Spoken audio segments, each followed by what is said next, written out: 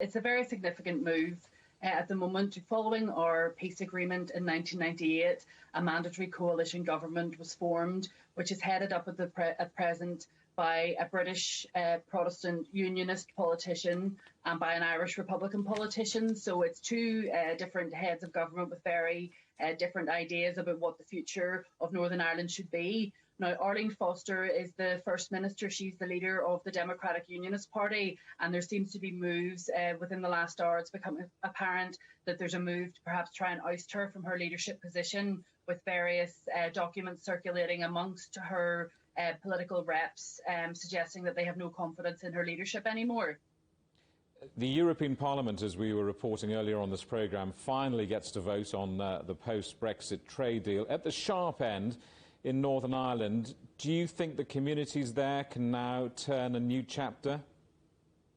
Well, I think that the majority of people in Northern Ireland have been peace supporting for their entire lives. Certainly the Brexit protocol, which affects trade between Britain and Northern Ireland, has caused a great deal of distress amongst those who would identify as British Unionists within Northern Ireland. They feel betrayed by the UK government, they feel betrayed by the Prime Minister, and they're uneasy about the future because the political landscape and the demographics of Northern Ireland are changing. So there's no one particular reason why we saw street violence earlier in this year. There's a combination of factors that led to that.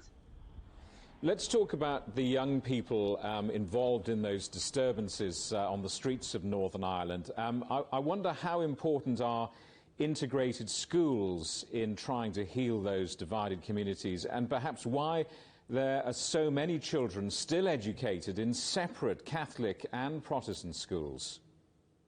Yes, integrated education is extremely important, and under 10% of our schools are integrated. Certainly it's viewed that if children were educated together, that it may make social cohesion better. Certainly there's some people who live in what would be referred to as single identity communities, where perhaps they may never meet or interact with people from a different background, perhaps until they go to university or they enter the workplace. So certainly it's going to be one of the tools that will help our society, but it's not the only one that needs work on.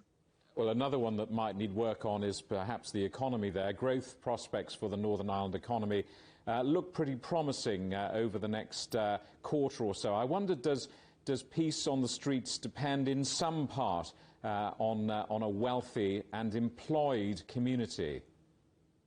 Yes, it certainly does. It's not a very good image when sort of street violence and buses on fire and petrol bombs being thrown at police are beamed all over the world. But it has to be put into context that that is something that is happening from a minority of people within a minority of communities. Certainly it's very worrying, and we don't want to see repeats of that. But there were a range of factors that played into that. One of them was anger around the Brexit protocol. We also have criminal and paramilitary elements involved, and also there perhaps would be what would be referred to as recreational rioting, perhaps a little bit of lockdown fatigue amongst young people who view it as something exciting to be part of.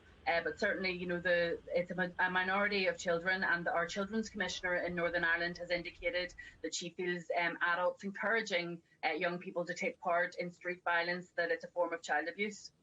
Amanda Ferguson, thank you very much indeed for talking to us.